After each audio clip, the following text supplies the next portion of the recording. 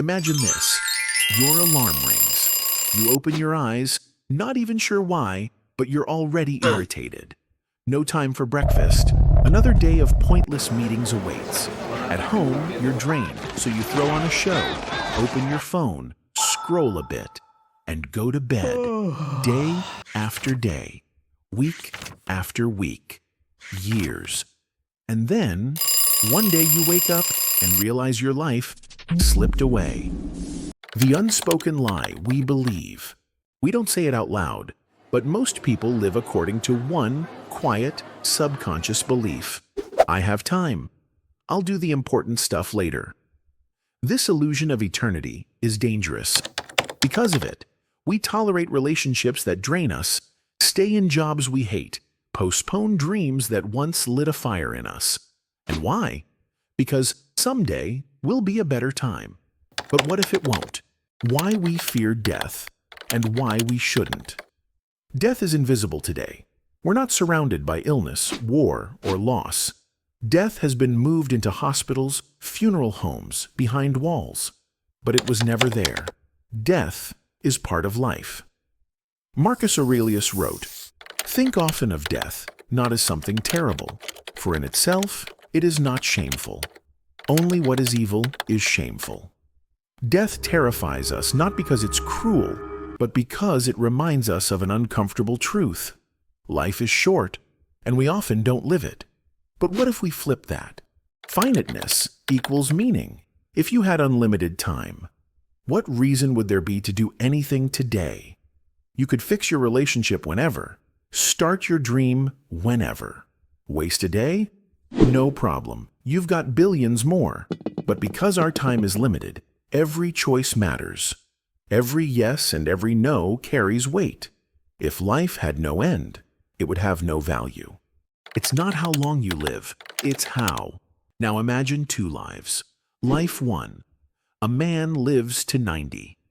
He never helped anyone because he didn't have time. Never took a vacation because he was saving for worse times. Never hugged anyone because men don't do that. His life was full of denial, distrust, tightness. At his funeral, a few people show up. Most are there out of obligation. Life 2. A woman lives to 60. She laughed loudly, cried often, hugged deeply. When she could, she helped. When she could, she gave. She believed what you give returns in another form. She lived with an open heart. Her funeral is packed. People laugh through tears, sharing how alive she made them feel. Which one truly lived? A full life doesn't count years. We obsess over age, but the quality of life isn't measured in numbers. It's measured in depth, in courage, in love, in the willingness to be vulnerable. Some people exist for 80 years. Others live just 40 and leave behind a light that doesn't fade. To really live equals to lose control. To truly live means to take risks, to love even if someone might leave, to speak your heart even if you might be laughed at, to start something even if you don't know how it'll end. Being aware of death isn't dark. It's a reminder that the time to live is now. Begin living before you are forced to die. Seneca. Daily decisions under the eyes of death. Let's bring this down to everyday life. Time. If you had only 30 days left, would you spend 2 hours a day scrolling social media? Would you call the people who drain you? Time is the currency of life. Every day you're spending some of it. On what? Money. What's the point of $1 million in the bank if you're too scared to use it? How many people do you know who saved all their lives and died before they enjoyed anything? Invest wisely.